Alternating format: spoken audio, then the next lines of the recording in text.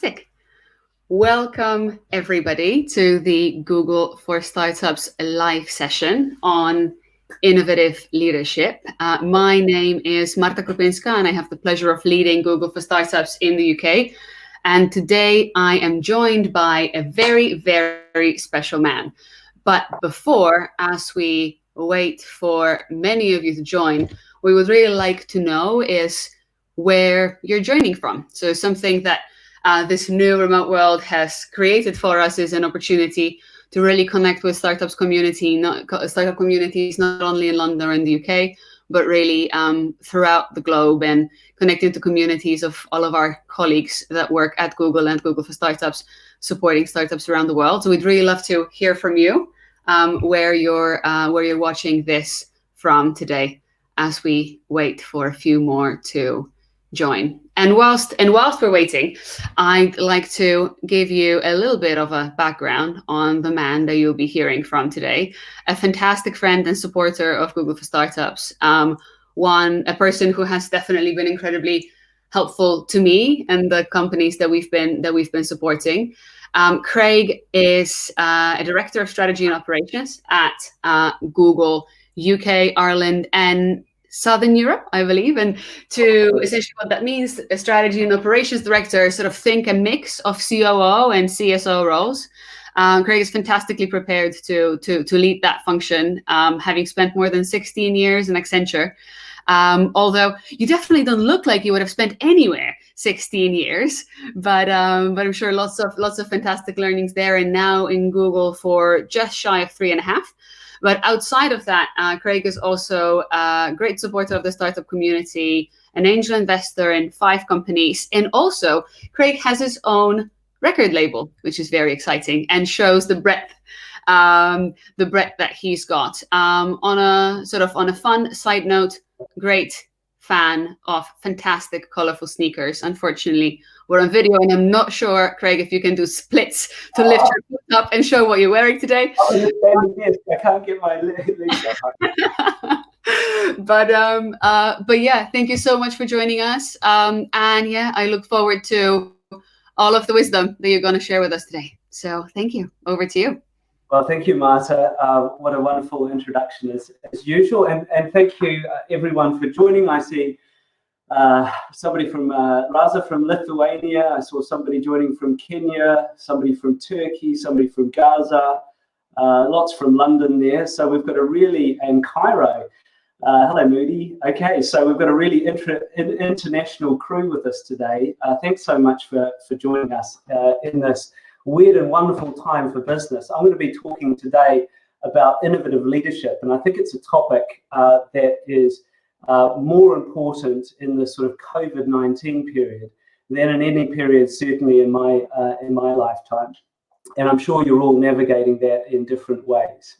I'm going to talk for about 30 or so minutes, so I'll try and stay on time here.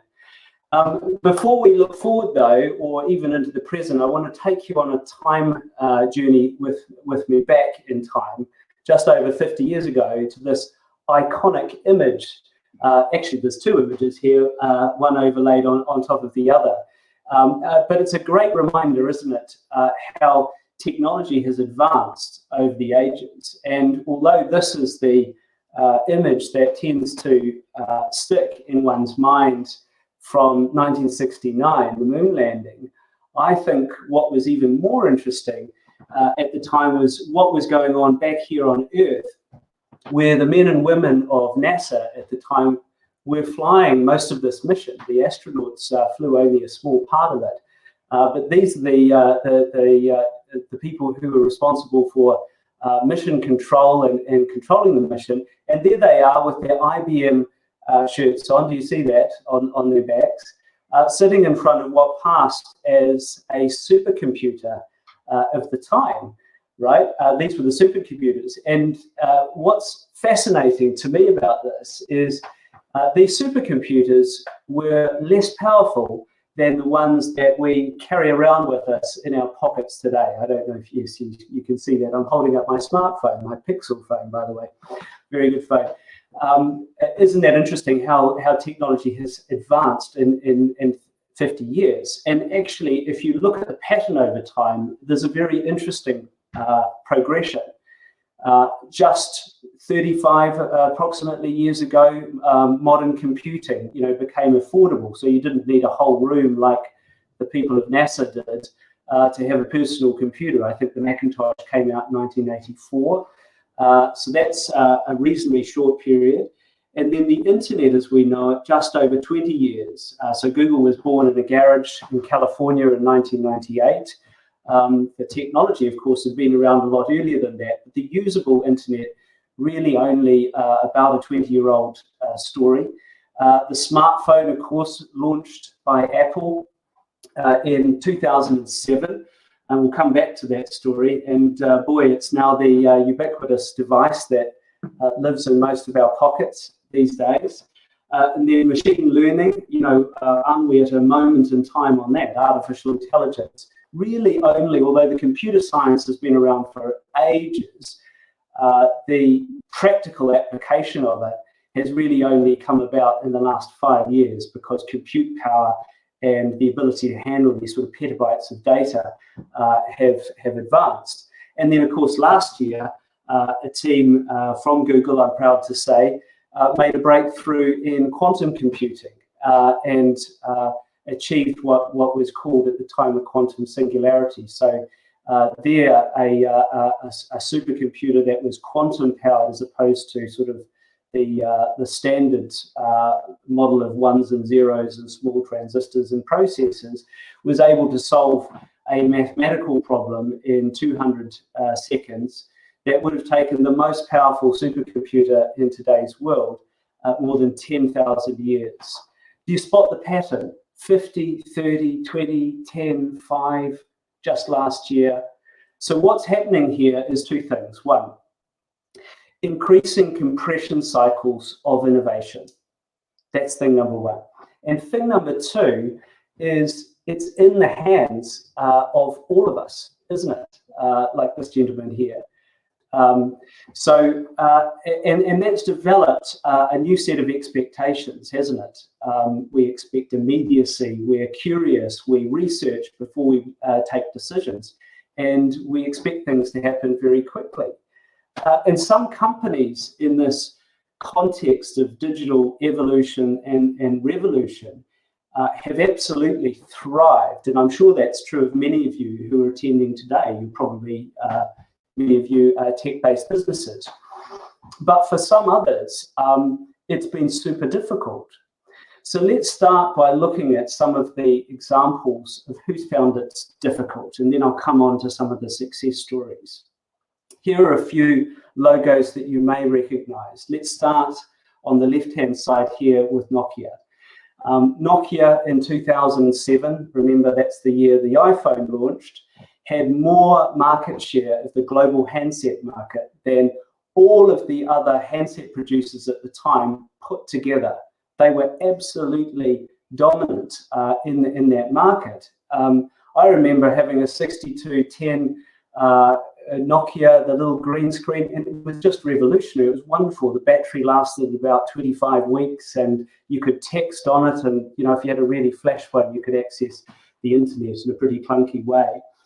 Yet today, Nokia doesn't exist, at least not in its handset manifestation, other than a few IP licenses, right? And keep in mind, this was a company that started in forestry. It made rubber boots, and then, as you do after rubber boots, changed itself into a global giant in telecommunications. So this was the best of the best, right? These were the best people in the world, and probably at the time, the high watermark in innovation and innovative leadership. Yet today they don't exist. Toys R Us, very similar. Along comes the internet, and if all you're offering is aisles and aisles of range and selection and a distribution point, with the internet, you don't kind of need that, right? You can get it easier and quicker online. And I certainly lost many years of my life wandering through Toys R Us with my boys, buying various selections of plastic tat.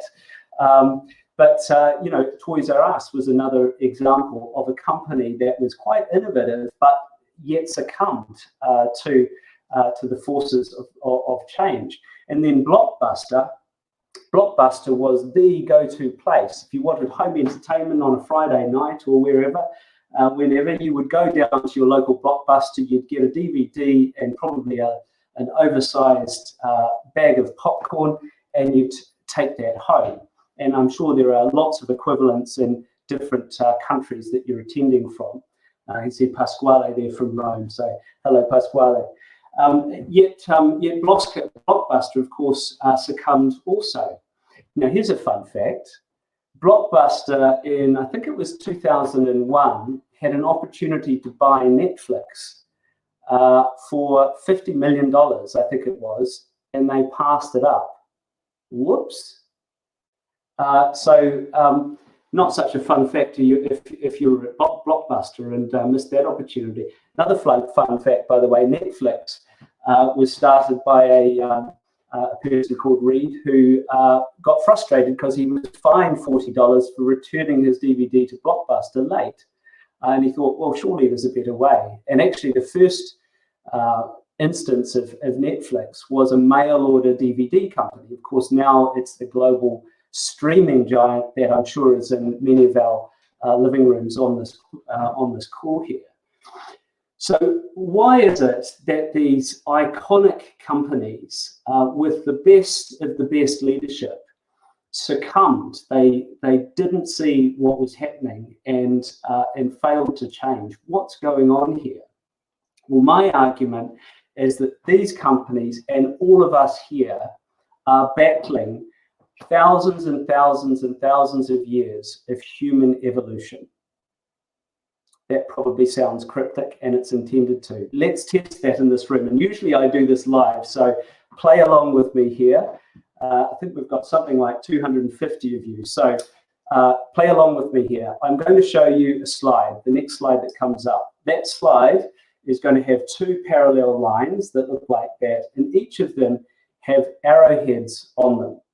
And as soon as you see this slide, be honest with yourself here. As soon as you see it, pick which one is longer, which line is longer. 3, 2, 1, here it comes. Did you pick? Right. Mostly when I show that slide, people say they're the same. Did you say the same? Come on, the honest ones of you, you can put your hand up in the live comments here if you're brave. I did too. I tricked you. Actually, our minds tricked us. One of the most wonderful things about our human brain and human evolution is that we've become incredibly efficient decision-making machines. And the way our brains operate is that we look for patterns that we think we recognize in order to make speedy decisions. And this is an evolutionary trait that's innate in all of us that has kind of kept us alive over the years. The sort of desire to find the familiar, the pattern, recognize it, and to act quickly. I see some of the oh shits. Yes, it's the first one, bottom one. Some of you got it right, but usually, I think if you do this in a large audience, almost always it's 60 or 70% say they're the same, and your mind tricks you, and that's because of this sort of human evolutionary trait. So this is what companies are battling. This is what all of us individually are battling when it comes to coping with change. What an interesting time to be talking about that now. So human evolution has hardwired us to see change as danger, to look for patterns that are familiar because it's safe. And when the game changes in the most subtle of ways, these companies that I just talked about before failed to pick it. Or if they did pick it, they picked it too late and they changed it too late and they succumbed. The good news is that there's also another uniquely human thing that we can all rely on, and that's called imagination. So let's talk about a few examples And I've tailored this to COVID-19. These are some of my favorite examples of the active use of imagination and incredibly innovative pivoting that's happening all around us, everywhere in the world, as we are sort of navigating this very uncertain time. I'll start with the top left and I'll work clockwise. So the top left is a company called Crosstown Donuts. It's in many countries around the world. They have a sourdough-based donuts. It's very delicious. I do recommend them. And of course, they have physical distribution. That doesn't work in a lockdown period. So what they've done is they've teamed up with a local bakery, a local vegetable supplier, and a local dairy supplier, and they're now boxing up their products and delivering those to the door. And we get a weekly goodie bag there, which is absolutely delicious. So that's called Crosstown Collective. For those of you who live in London, check them out. The second example, this gentleman who's sort of looking around there, is a guy called Nick Heath. Nick Heath is a live rugby commentator. And of course, like most live events, sport is not happening at the moment. Live rugby commentator do when all of the sporting events are cancelled. Well, Nick is an absolutely hilarious guy. Please do go and search him on YouTube when you're done with the session today.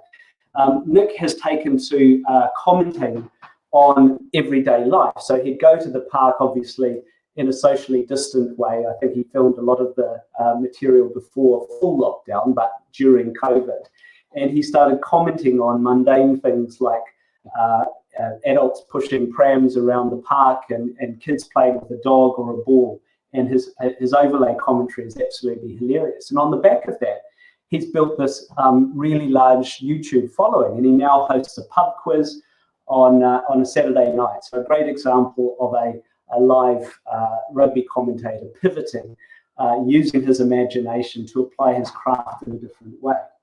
Top right, there's a great, anyone from Canada here? Anyone from Canada, please shout. It's probably a bit early in the morning there. This is a Toronto restaurant called Clooney. And Clooney's a fantastic French bistro. I've not been there, but it's certainly on my list. And like many of the high-end restaurants around the world, Clooney has reinvented itself as an online high-end grocer. So now you can go to Clooney's website and you can order the baked goods or the salads, some of the proteins that customers used to get when they went to the restaurant. So a great example of a pivot. Signature Brew down the bottom left here. For those pub fans, obviously pubs are closed, will be for some time, I imagine. Signature Brew has come up with this concept called pub in a box. So you order it online and you get this wonderful array of craft beers delivered to your door.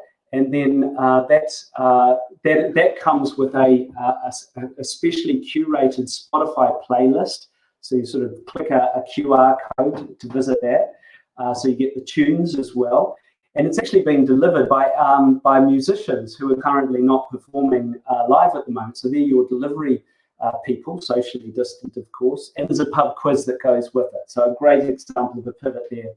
And here I'm going to make the dangerous and courageous move of trying to experiment with the technology here that I haven't used. I'm going to try and play a video segment.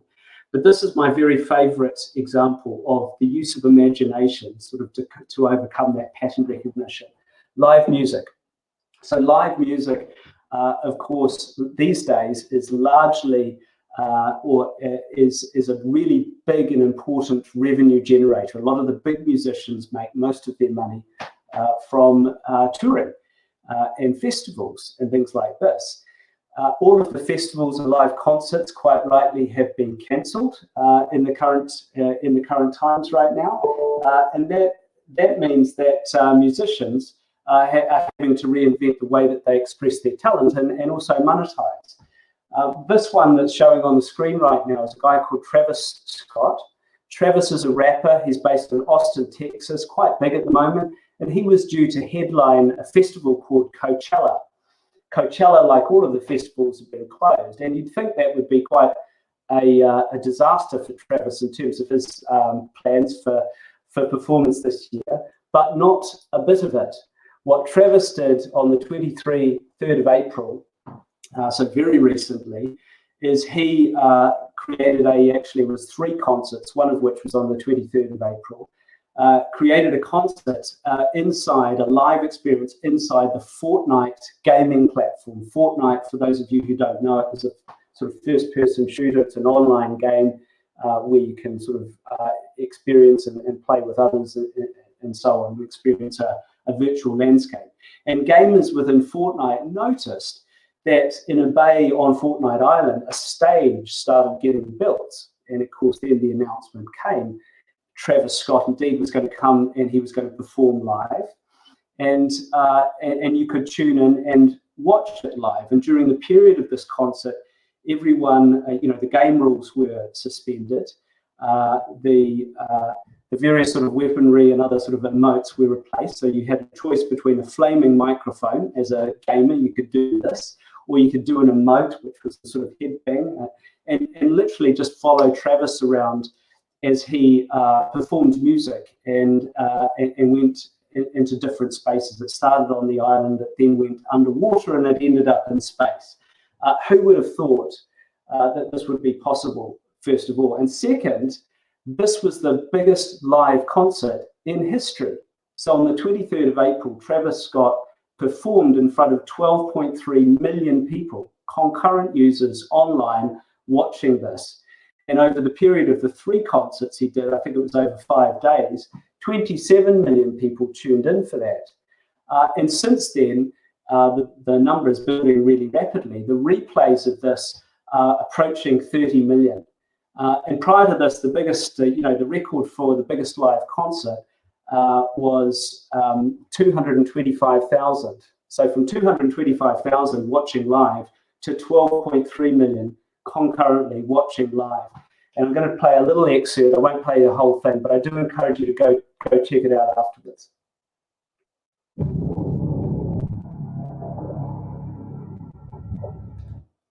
Oh, that's how we already know. Oh, yeah, man, I'm back up on the boom. About to turn this section in the bottom road. Told her I've been, you coming too. In the 305, treat me like I'm Uncle Luke. It's like the top off, it's just a road. She said, where we going? And I said, the mall. We ain't even make it. I get those goosebumps every time. Yeah, 712. It's tight, yeah. It's absolute, yeah. I'm back with boom. So you get the view, right? So an incredible example of innovation. So all of these 5 are examples of companies in the current COVID context who are undertaking breathtaking exercises in imagination, creativity, and innovation. And it's not just them. This is a pattern. I started earlier by talking about the moon landing and the technology revolution. If you look at the change of the top 10 companies over the period of 10 years, you'll notice that there are very few. In fact, there are 2 in both the left-hand list and the right-hand list. So what's happening here is increasing compression cycles in innovation. In other words, change that's happening more rapidly. And some companies are succumbing to this, and others are thriving from it. And the difference between them are those who are trying to find patterns and sort of follow the familiar, if you like. I've seen this before, I know what to do. Think about Nokia. And those who are being really sensitive to the signals and are exercising innovative leadership and pivoting what they do. So my message here, the sort of core message in innovative leadership is this thing called imagination. And in a business context, imagination is creativity that is applied in a valuable way. In business, we call that innovation. But just remember, it's that switch, that sort of countervailing switch that deactivates the kryptonite of pattern familiarity that entraps so many. So I want to leave you here with three takeaways. So how do you get this culture of innovative leadership running in your company? The first lesson here is you've got to create a mindset of relentless restlessness. Now I'm showing a picture here of the All Blacks rugby team. The reason I'm doing that, there's two reasons. First of all, as you may have noticed from my accent, I'm actually a Kiwi, and of course I have to talk about the All Blacks. It's sort of in our passport conditions whenever I talk publicly. So this is the All Blacks. The second more important reason, however, is that the All Blacks is not only the most successful rugby team on a sustained period over the last 100 years, I'm talking, not only the most successful rugby team in the world, but the most successful sporting team of any sport in the world. They've got the highest win rate of any sporting team in any discipline. And this is a team from a nation of 4 million people, only half of whom even qualify to play men's rugby. They've got fantastic women's rugby as well, by the way, now. So how can this be? How can this tiny team from a tiny nation buried in the bottom of the Southern Hemisphere sustain such over-indexed performance over such a long period of time? Well, they have this rule. One of their rules is, wait for it, when you're on top of your game, you change your game. I'll say it again. When you're on top of your game, you change your game. So it's this mindset of restlessness, this relentless restlessness to reinvent yourself. And I think that mindset is more important today in the age of COVID-19 than it has been in any previous time. Second thing to leave you with, second technique, play. Right? This is about creating an environment in which your people feel free, excited, and rewarded by this sense of playfulness, this hijinks that comes about when you release imagination, corporate imagination in this case, and creativity, and encourage innovation, because innovation is a function of risk-taking, right? We don't know the answer, and we certainly don't know the answer today, but if you don't try, and if you don't sort of test and iterate, we won't find what works. So creating the environment in which this can be a repeating cycle of hijinks and playfulness is absolutely critical. At Google, we regard playfulness as a tool. You know, the brain somehow behaves differently when it's feeling playful, and approaching serious things serious things playfully and playful things seriously, if you see what I mean, is a key part of innovation that certainly I've experienced. And then the third and final lesson is look up and look out. Ask the audience, right? We're all consumers, all of us, and all of us are business people as well, at least on this call. And never before has it been easier to go and ask the audience to experiment with these courageous ideas you and your employees have, and get feedback in real time on what's working and what's not. And I would say almost all of the conversations that I'm having at the moment with our partners and our customers have this character to them. It's about reading the signals in real time on what consumers are looking for, whether they're business to business customers or business to consumers, and responding in a really agile way. So asking the audience is the third question. So a summary for those of you who need the reminder: what's innovative leadership? 3 tips to leave you with today. Change your game when you're on top of your game. Second, play. Create this environment where it's psychologically safe to have a go. Try, iterate, scale, or change. And then third, ask the audience. Ask the audience. Get feedback on your ideas on the sort of imagineering that's going on in real time. So I think I'm on about 26 minutes. We're right on 15:30, at least here in London. So I'm going to stop there and hand back to my trusty colleagues to direct us from here. All right, fantastic, Craig. This was awesome. Thank you so much for the learnings. I hope you've all enjoyed it. Thank you for being part of the Google for Startups community. Craig, thank you for supporting us. Hope all of you are finding innovative ways to deal with the new situation in which we are in. This has definitely been food for thought. So have a fantastic afternoon or morning or evening, wherever you are. And yes, please take some time, literally 2 minutes, to leave us some feedback. If you haven't checked into the event, please do. It really helps us to know how many people we can support with sessions and events like this. And yeah, thank you for tuning in.